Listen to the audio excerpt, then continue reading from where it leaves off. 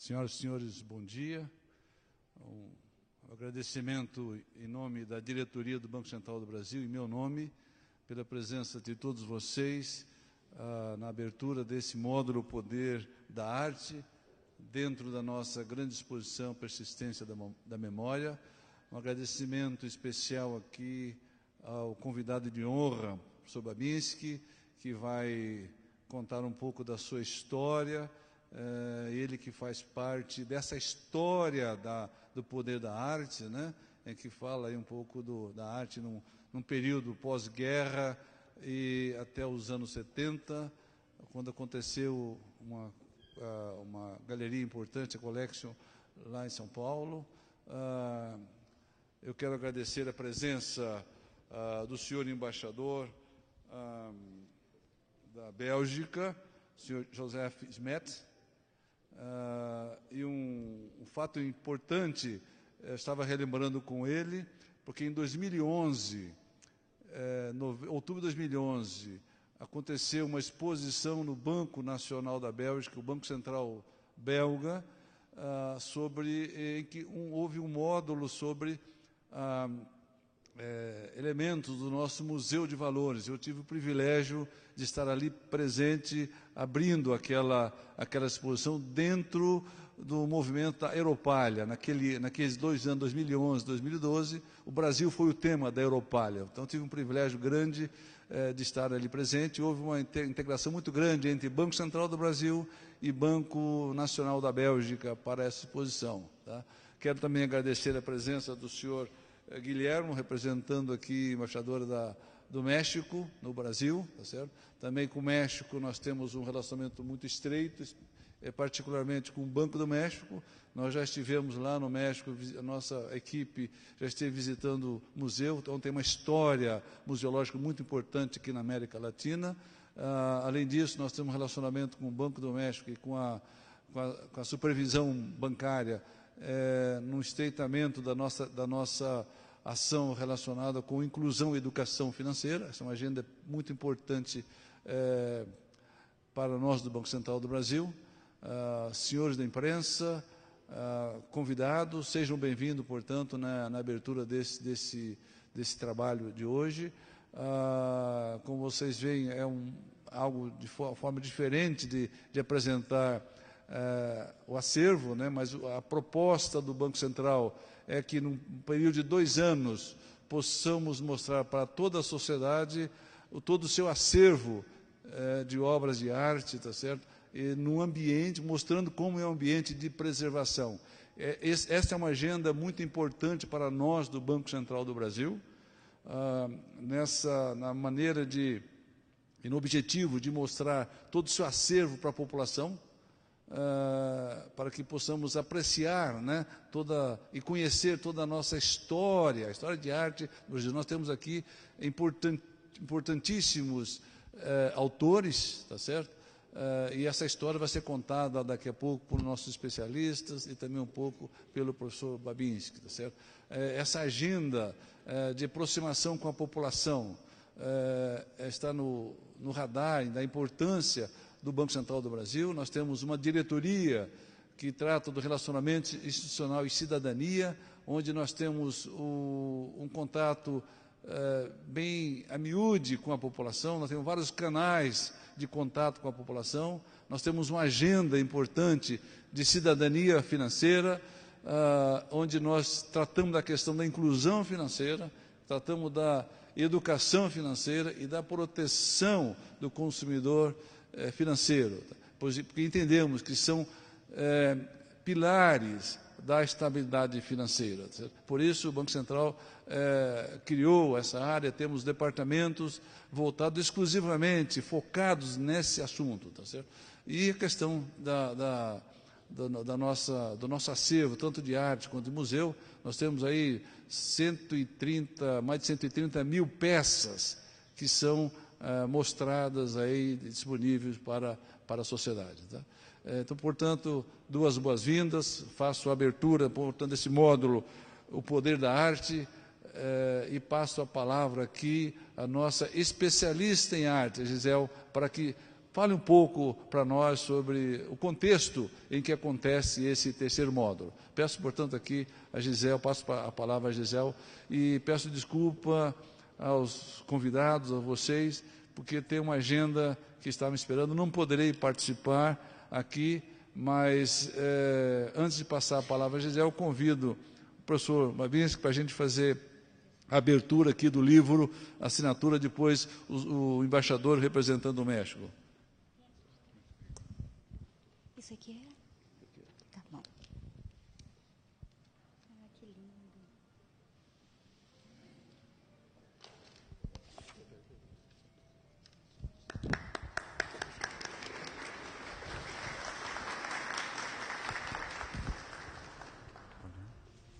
Você já vem cá?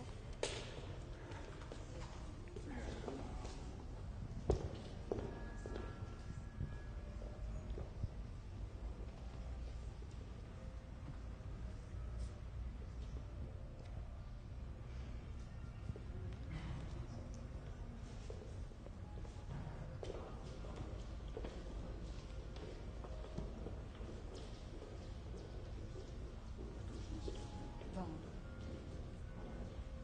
Pode ser que Eu convido a senhora Elvira, que é chefe do Departamento de Educação Financeira, aonde se encontra a área de museu e galeria de arte, para também fazer a sua assinatura. Depois o livro estará à disposição para que todos vocês possam deixar o registro da sua presença aqui.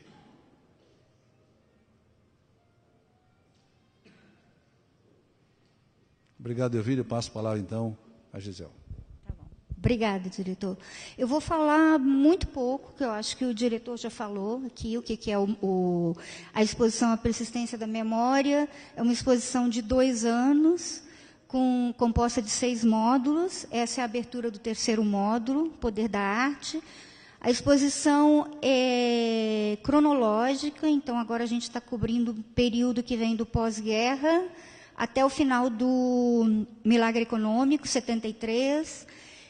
E os quadros expostos, na verdade, essa exposição tem um foco muito importante para o banco, porque ela conta exatamente o momento em que as obras chegaram no banco, né? A origem de 90% da coleção é da Galeria Collection, em São Paulo, né? A outra parte da coleção, que a gente tem naquela sala lá, que são os cenos brasileiros do Portinari, e o quadro painel grande do Portinari da outra sala, eles têm uma outra origem. Tá? Mas isso que vocês estão vendo aqui na parte central da exposição, porque a gente tem 3 salas, e o painel grande do Volpe, a origem é da Collection. Né? Então, aqui, o final dessa história termina com o final da Collection, que vai ser contado no próximo módulo. Né? Cada quadro exposto aqui, a gente conseguiu as propagandas da galeria, que a galeria colocava dos seus leilões, das suas exposições no estado de São Paulo. Então, é muito importante, porque a gente está contando um período de boom no mercado de arte do Brasil. Né? E como o José Paulo Domingues, que era o dono da galeria, usou todas essas estratégias de mercado financeiro, trouxe para o mundo das artes. Né? Enfim, o importante é que a gente vai ter aqui uma pessoa que estava em São Paulo nesse período, né, que é o Babinski, que é um dos artistas da nossa coleção. Né? Conheceu o José Paulo Domingues e vai contar um pouco da história, primeiro, do que era ser artista nos anos 50, 60, né, e 70 no Brasil, né, como é que funcionava o mercado de arte e o que foi esse contato, como é que foi essa experiência, a Galeria Collection em São Paulo, né, qual o papel entre as outras galerias todas, porque foi um momento de boom. Né? Parece que abriram 40 galerias nos anos 70, só em São Paulo. Né? Pequenas galerias de todos os tipos, mas foi um período de boom econômico no Brasil e o mercado de arte respondeu a isso. Tá? Ali fala também uma coisa importante nesse período, é que no pós-guerra o Brasil recebeu muitos imigrantes europeus, inclusive o Bardi, que era secretário de Cultura na Itália, vem para o Brasil e funda, junto com o Chateaubriand, o Museu de Arte de São Paulo, né, o MASP. Então, esse módulo conta um pouco desse momento no Brasil, e o Babinski chega no Brasil em 53, né? Então, ele conheceu o Raimundo de Castro Maia, que foi um dos fundadores do Museu de Arte Moderna do Rio, ele conheceu o Bardi, conheceu o José Paulo, e quase todos os artistas que estão aqui, né, da nossa coleção. Então, para a gente é muito importante aproveitar o que o Babinski tem para nos contar, né? São histórias importantes para a história da arte no Brasil, né? Eu vou passar a palavra para o Babinski, tá? Posso ficar sentado? Você vai ficar sentado. Bom dia, todo mundo. Muito obrigado pela presença. Eu não sou historiador,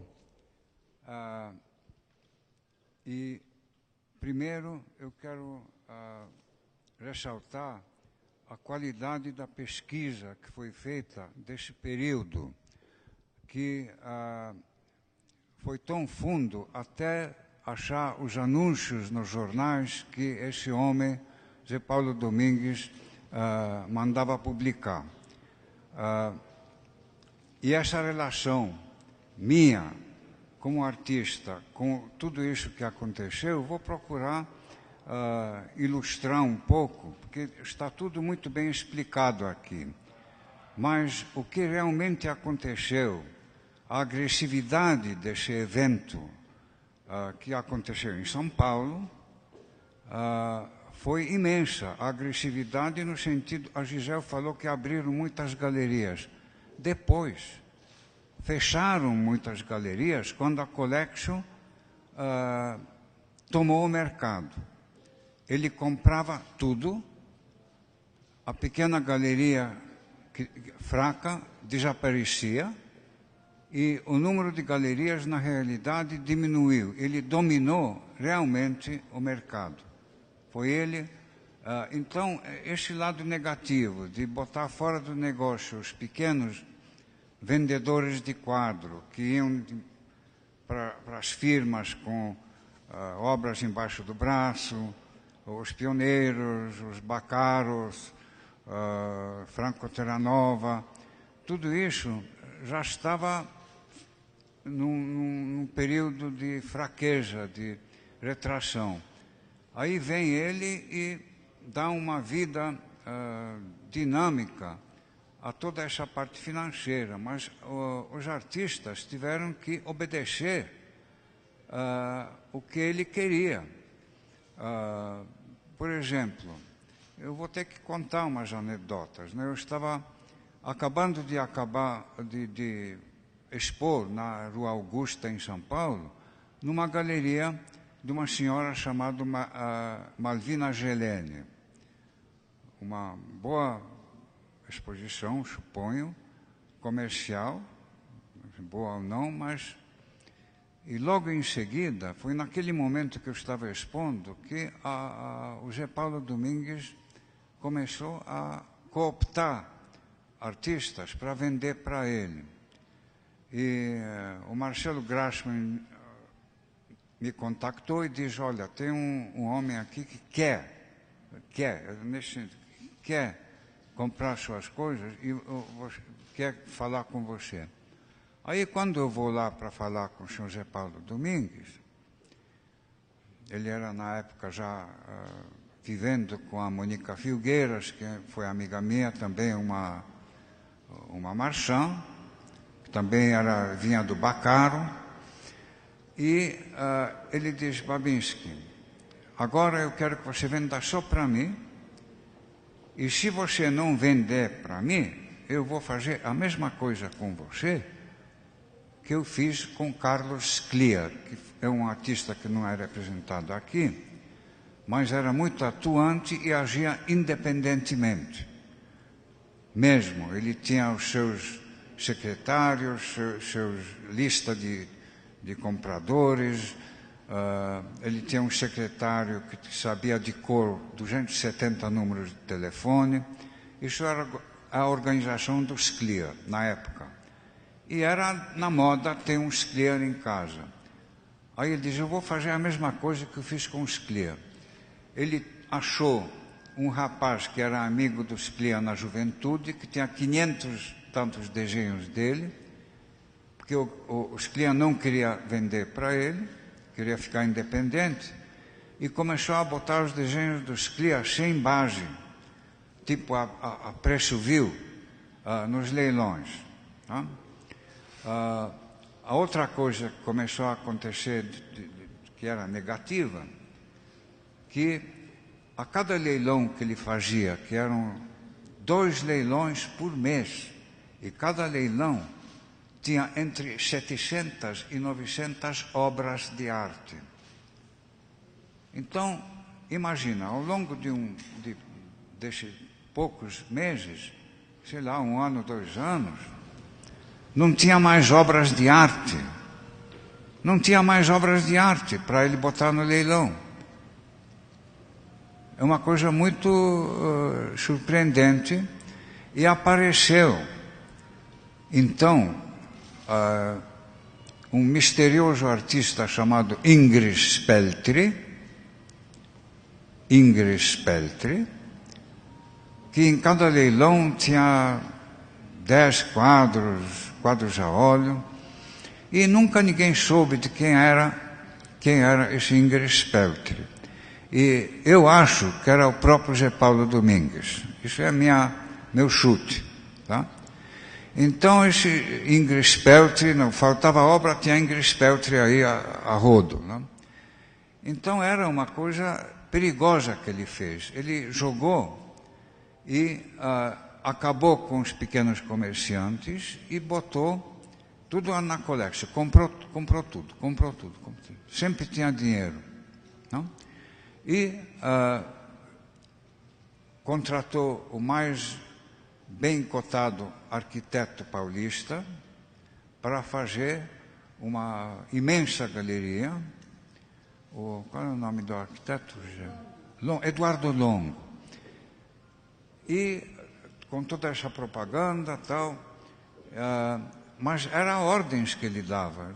Eu quero uma exposição sua. Eu fiz. Então, agora, para se opor a ele, eu tive que insistir. Em certo momento, entreguei uns 30 quadros a óleo, não sei para onde foram, nunca mais vi. Me disseram que foi para a Alemanha. Mas, de qualquer maneira, ele disse, bota contra a parede aqui.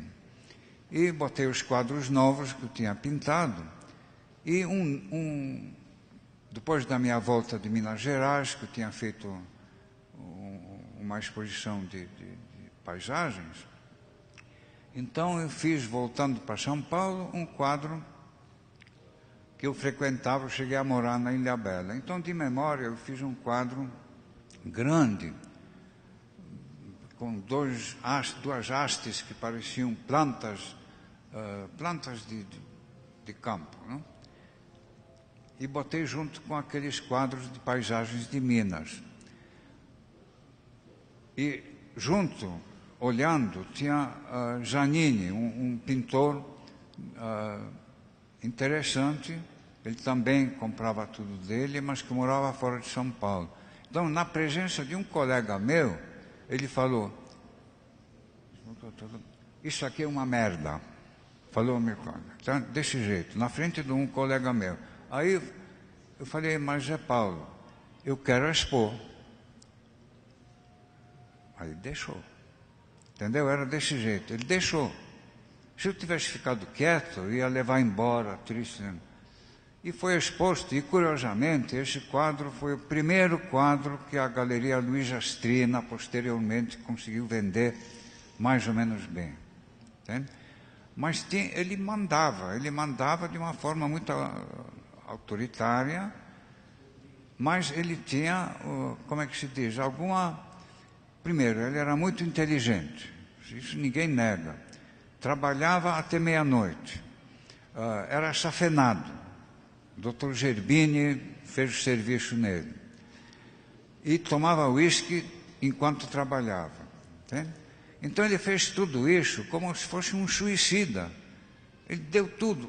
Quando o Banco Central já tinha um funcionário, mais de um mês, sentado dentro da Collection, fiscalizando a contabilidade, ele ainda vinha e dizia: Babinski, você tem mais alguma coisa para vender? Quer dizer, ele já estava perdido. Então ele fez por mim como se fosse sabendo já perfeitamente que o acervo ia para o Banco Central. Ele fez que eu era muito, vamos dizer, não era muito evoluído no pensamento sobre economia, eu vivia muito preso ao meu cotidiano, que era muito duro na época, né? Então isso aqui, vamos dizer, imagina o que foi com os outros artistas, com vendedores de quadros, para fazer esse milagre, né? Que foi uma coisa muito forçada, a publicidade era muito boa.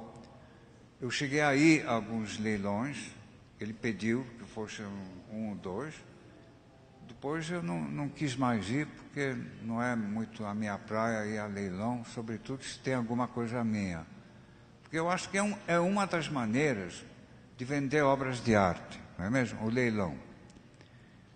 Então ele, na realidade, quando ele fez a galeria, ele ampliou, porque ele percebeu que depois de destruir boa parte das galerias pequenas, aí ele fez uma grande, né? Então ele era contraditório, o leilão esgotou o estoque possível de obras de arte no Brasil. E nesse momento que começou a aparecer a parte negativa dessa empresa toda, o artista plástico Wesley Ducli, amigo meu, que era independente e também muito articulado socialmente em São Paulo, tinha uma certa autoridade, a opinião dele. O Mino Carta, da revista Veja, publicou um protesto assinado pelo Wesley sobre o que o Paulo Domingues estava fazendo com a arte no Brasil. Que o Wesley disse que ele pensava só a parte negativa, e tinha uma boa parte negativa, sim. E o Wesley, então, botou a boca no trombone, como se diz, e escreveu no Veja, que o Mino deixou, uma denúncia sobre o Wesley disse que ele estava destruindo o comércio de arte em São Paulo. Você olha como é diferente, a história tem os dois lados, né? Bom, aí o Wesley foi passear de motocicleta para Buenos Aires com seus amigos motoqueiros e deixou a secretária dele na casa que ele morava em Santa Amaro. Quando ele está quase chegando em Buenos Aires, recebe uma comunicação urgente que a secretária dele estava presa no Codidói. A secretária dele. Aí ele voltou imediatamente para São Paulo para saber o que tinha sido. Enfim, nós soubemos, através do advogado, que conseguiu finalmente, depois de passar 15 dias ao todo, com 9 dias incomunicável na Codidói, uma mulher que não sabia de nada, e finalmente, quando o advogado que o Wesley contratou conseguiu tirar ela da Codidói para botar numa outra prisão antes de soltar, ela perguntou: por que é que eu estou presa? Depois de ficar 9 dias. Porque o seu patrão é acusado de ser traficante. Tá? E através do advogado eu soube, o Wesley me falou, que a origem dessa prisão foi o São José Paulo Domingues, que para mim pessoalmente diz: eu conheço todos os generais. Entende? Eu não pedi nada, não pedi essa informação, mas isso era uma forma de intimidar, que, olha, não brinca comigo, que eu estou muito bem articulado na situação. Né? Então, isso é esse lado que o Wesley gastou vários milhares de dólares, que valia mais naquela época, para soltar a pobre de secretária que nem sabia a razão. Isso era vingança contra o que o Wesley publicou, criticando a atuação do Zé Paulo no mercado. Tá? Então, isso é uma historinha do artista e o poder. Não? E eu prefiro ver a arte. É claro que a relação da arte com o poder sempre teve. E o poder encomendou aos artistas, o poder geral do planeta, muita obra magnífica, maravilhosa. Mas, depois da Revolução Francesa, surge a ideia de que o artista podia atuar independentemente do poder e talvez solicitar contato e intercâmbio com um poder menor, que seria a burguesia. Né? E aí muda muito. Aí chega Gauguin, que trabalhava num banco, e virou Gauguin do Tahiti. Né? Então, essa reação do Gauguin vale a pena citar como a primeira reação artística verdadeira contra os poderes constituídos ou não, que solicitam, mandam, encomendam e às vezes engrandecem muitas vezes a arte. Entende? Mas essa relação é conflitada. E no século XIX e no século XX nós temos os grandes revoltados contra a situação do artista em relação ao poder. Van Gogh, Gauguin, Gustave Courbet, maravilhoso, antes deles. E aí nós temos o modernismo, que na Europa significa, assim, uma mudança de relação do artista com o poder constituído. Mas enquanto no Brasil, ainda fica, aqui a situação é muito diferente. E a parte revolucionária do século XIX europeu praticamente não chega aqui. Nós temos o neoclassicismo da genial solicitação de Dom João VI para ter arte no Brasil através da missão francesa. E depois tem a academia bem instaurada, a Escola Nacional, a Academia Nacional.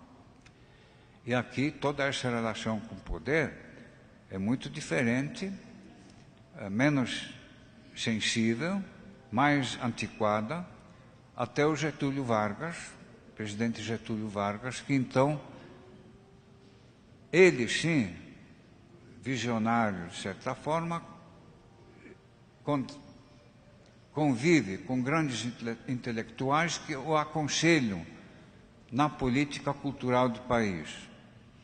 Então, nesse momento, se forma o patrimônio histórico nacional, o Getúlio Vargas, e a conservação das obras de arte seculares que estavam desaparecendo. Ele foi sensível bastante para começar o processo de rememoração, estudo, conservação. E,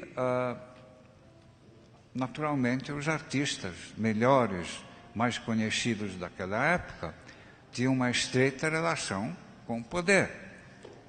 Desde o arquiteto Oscar Niemeyer, Portinari, mesmo os artistas, a boa parte deles terem entrado no Partido Comunista Brasileiro, no Partido Comunista, não tinha nem esse nome, o Getúlio Vargas, no fundo, protegeu, né? Deixou de Cavalcante, deixou. Então, essa relação dupla, desse presidente importante foi de proteger, incentivar e, de uma maneira muito inteligente, ele se cercou de pessoas extremamente capazes de desempenhar a função que ele lhes otorgou. Então, para mim, o modernismo vem com Getúlio Vargas. O 1922, sim, em São Paulo, evidente. Mas e quem? E depois da semana de 22, o que aconteceu? Continuava a academia, continuava o provincianismo e não tinha galerias comerciais. Tinha pouquíssimas de curiosos que abriam a porta e deixavam o artista expor. Não era um comércio organizado. Então, essa parte da história que envolve o José Paulo Domingues e os artistas, quase todos cooptados para trabalhar com José Paulo Domingues, sim, fomos todos cooptados. Senão a gente morria de fome. Eu não tinha outra fonte de renda a não ser vender um trabalho ou outro. Entende? Bacaro já tinha sido preso. Isso, inclusive, tem esse aspecto, que o Zé Paulo agiu secretamente, sabotando outros. Então, quem tinha forte em São Paulo, quando surge a galeria, de repente, de um dia para outro, a galeria do Zé Paulo Domingues, que tinha uma galeria primeiro, ao lado da galeria do Pietro Maria Bardi, na mesma rua, ao lado. De repente abre a galeria do Zé Paulo.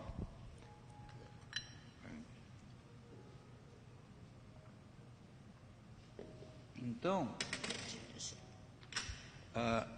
acontece o seguinte, o Zé Paulo, de um dia para outro,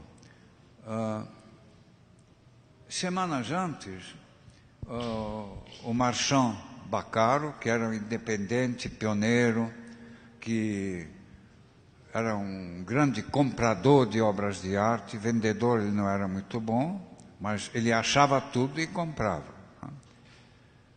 Primeira coisa, antes de abrir a galeria do Zé Paulo, a casa do Bacaro foi estourada pela polícia e ele foi preso. Sim, a desculpa era que tinha gente fumando maconha dentro, tal, entende? E só tinha artista lá dentro. Eu não estava lá porque eu tinha mudado a minha casa para Ilhabela, eu não estava mais em São Paulo.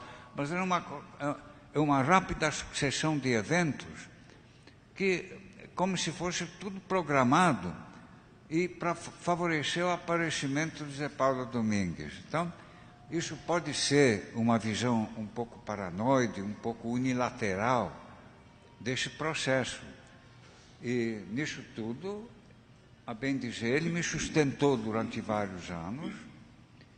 Eu pude comprar um atelierzinho na Rua Antônia de Queiroz, em São Paulo, perto da Augusta, onde eu pintei o quadro Caju, que está aqui no banco, e eu devo a ele a presença das minhas obras aqui no banco. Então a vida tem a sombra e a luz, né? E a função da arte é de revelar e de estimular o ser humano a entender a poesia e a linguagem visual da minha arte. Tem a música, tem todas as artes. Então a poesia, a beleza, isso é a parte importante da arte. A relação com o poder é para a gente sobreviver, porque quando eu era estudante, a situação, para ser artista, você tinha que enfrentar a seguinte situação. Formou-se na escola, ou não formou, mas saiu para ser artista. Você vai comer o quê? Aí eu tive que trabalhar em lojas, em magazines, em empregos da mais baixa categoria, para poder desenhar um pouquinho nos fins de semana. Né? Então, isso era a maior parte dos artistas. As galerias estavam começando. O mercado de arte tinha lá em Nova York. Cadê que no Canadá a gente tinha algum acesso a Nova York? Tinha que fazer uma expedição de 2 ou 3 artistas de ônibus para ir a Nova York para ver as exposições. Mas o Canadá, que é encostado, não tinha nenhum trânsito pelo o poder imenso do mercado de Nova York. A situação dos mexicanos foi melhor. Nos anos 30, encheram os museus de obras excelentes dos artistas mexicanos, sobretudo a obra gráfica. Mas chegou uma hora que os curadores resolveram que tinham comprado demais para os museus americanos, e eles começaram a esconder, como vender barato, entendeu? Então essa relação com o México, por exemplo, eu acho que foi muito cruel. Compraram muita coisa que talvez podia ter ficado no México e depois quase que jogaram fora, não queriam mais nem mostrar. Hein? Então, bom, isso é uma digressão, mas já que estamos aqui com o senhor embaixador do México, um país com muita arte e muita luta em favor da arte, de todas as maneiras. Né? Então, nesse ponto, eu acho que eu só quero repetir que a arte tem que ter a relação com o poder, mas vamos respeitar Courbet, Gauguin e Van Gogh. E os outros, todos, alguns que chegaram a morrer de fome, para não ter essa relação bastante cruel com o poder. Né? Eu acho que eu posso agradecer a presença de todo mundo e eu acho que eu falei o que eu pensei. Se alguém quer fazer perguntas, eu estou à disposição para responder.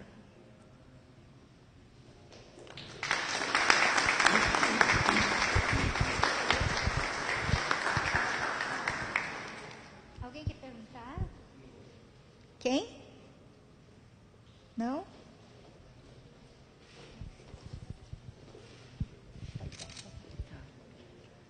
Babinski?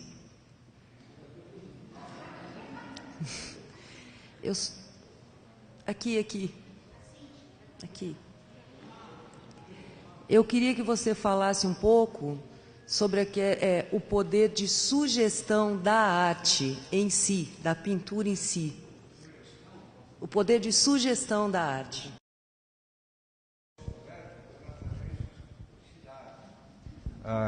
E os propagandistas dos governos totalitários. A sugestão da arte sobre as massas, até pode-se dizer assim. Né? Agora, a sugestão pela Igreja Católica para sugerir e revelar as doutrinas da Igreja para os católicos, para os cristãos, isso também é a sugestão da arte e o poder da arte. Mas olha que poder era a Igreja, era o poder máximo do mundo civilizado. Não? E essa relação é grande parte da história da arte do Ocidente. É tão importante que é. Não é? Ok. Alguém mais? Oi, Babinski. Oi. Tudo bem. Eu não vi a exposição ainda, mas eu não sei se tem o anúncio da sua exposição que teve na Collectio. Ela está aí? Não? Ah, bom, enfim. Mas o senhor fez uma exposição na Collectio, certo? Sim. Se você poderia, de repente, relembrar um pouco como é que foi essa exposição. Sim. Ok. Então, a exposição, eu tive que forçar o Zé Paulo Domingues a honrar o compromisso dele comigo, como artista, com esse movimento todo. esse episódio que eu contei, que ele chamou um quadro de uma coisa feia, e eu pedi para deixar na exposição, no que ele me atendeu, deixou na exposição. Mas chegou um momento que a exposição ainda tinha mais uma semana para estar na parede. Aí chego lá e ele diz: Babinski, eu vou ter que tirar uns quadros seus da sala onde estão expostos, porque a televisão alemã está vindo filmar meu acervo. Aí eu falei: não, Zé Paulo, você não vai fazer isso, que aqui está no jornal que a minha exposição está até o dia tal. Então, por favor, arruma um outro lugar, porque da minha exposição eu não quero que você tire. Aí ele me atendeu. Então, ele era uma pessoa muito polêmica com os dois lados. Nunca ninguém soube direito quem ele era, de onde ele vinha. Essa verdade é essa. Ele tinha um nome falso. Ele tinha comprado o nome de um defunto em Itapecerica da Serra, perto de São Paulo, que era Zé Paulo Domingues. E descobriu-se que o nome verdadeiro dele era Paolo Buzinco. Paolo Buzinco era o verdadeiro nome dele. Siciliano, provavelmente, não? Olha, eu conheci um pouco da Sicília, um lugar maravilhoso. Depois do Ceará, é outro lugar que eu gostaria de morar. Mais alguma pergunta? Sim. Oi, Babinski. Sim, oi. Eu estive agora em dezembro em São Paulo e fui visitar a Galeria Mônica Filgueiras, a que você se referiu no início da sua palestra. Sim. A Mônica faleceu há 2 anos, 2, 3 anos, mas a sócia dela continua mantendo a galeria com o mesmo nome. Sim. E lá tem o acervo que a galeria trabalhou desde os anos 70, 80, e tem muita coisa sua lá. Gravuras, algumas delas são essas mesmas que o Banco Central tem também, com inscrições, com textos escritos por você, e às vezes títulos que a gente não, ao menos pelo que eu lembro aqui do museu, títulos de obras que a gente tem sem título, estão lá com um título que você mesmo colocou na obra. Então eu até conversei com a Gisele e com a Dulce na época, no final do ano passado, sugerindo de a gente fazer uma visita lá, de buscar essas informações que estão nas obras. E fiquei sabendo esses dias pela Carla que você também está se dispondo a eventualmente fazer uma doação para o Banco Central de gravuras suas mais recentes. Então eu queria primeiro parabenizar você pela iniciativa, pela sua consciência da importância que a sua coleção, que a sua obra tem na coleção do Banco Central. Parabenizar você por essa consciência de não ter um sentido de posse sobre a sua obra, de saber que ela vai ficar para o futuro, para as gerações futuras, através dos museus, como o Museu do Banco, e estimular essa ideia de toda a equipe do museu, com as pessoas que possam colaborar, como eu me disponho, e com a sua boa vontade, da gente ir atrás tanto dessa parte do passado, que está lá, uma parte lá na Galeria Mônica Filgueiras, quanto do teu presente lá no Ceará, da tua obra magnífica e as suas gravuras atuais, que têm o mesmo vigor e a mesma força que tinham nos anos 60 e 70. Olha, me surpreende e me honra muito, mas eu vou ter que cometer algum crime fiscal para poder ser apreendido. Como eu posso doar? Se vocês começam a aceitar doações, vocês não vão ter mais lugar aqui nesse prédio, entende? Então, eu teria que cometer um crime fiscal para poder, então, o banco sequestrar tão terrivelmente as minhas obras. Tá? Então, isso aí, se der para fazer, eu, com muito gosto e alegria, farei essa a doação para completar o que parou em 73, não? Que para essa história toda e as obras que eu fiz depois, não estão aqui. Então, se for possível completar isso com algumas obras, com a curadoria do banco anterior, para não ficar levando coisa que não interessa, eu estou à disposição do Banco Central e o mínimo que eu posso fazer para agradecer o destaque que o banco tem dado para a minha pessoa, a minha obra. A minha pessoa aqui, mas a obra que é importante. A pessoa, eu sou uma curiosidade sobrevivente do passado. Realmente eu posso fazer fofoca sobre qualquer artista, entende? Então não é isso, entende? Muito obrigado. Muito obrigado.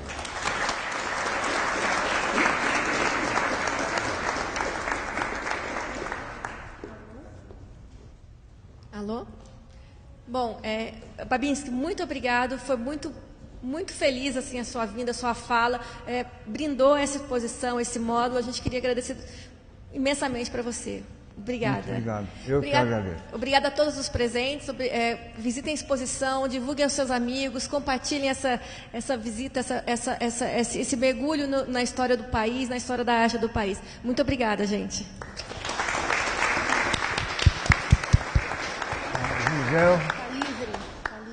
A Gisele, eu tenho orgulho de poder mencionar que Gisele, em certo momento, foi minha aluna. Querida. Obrigada. Parabéns para ela.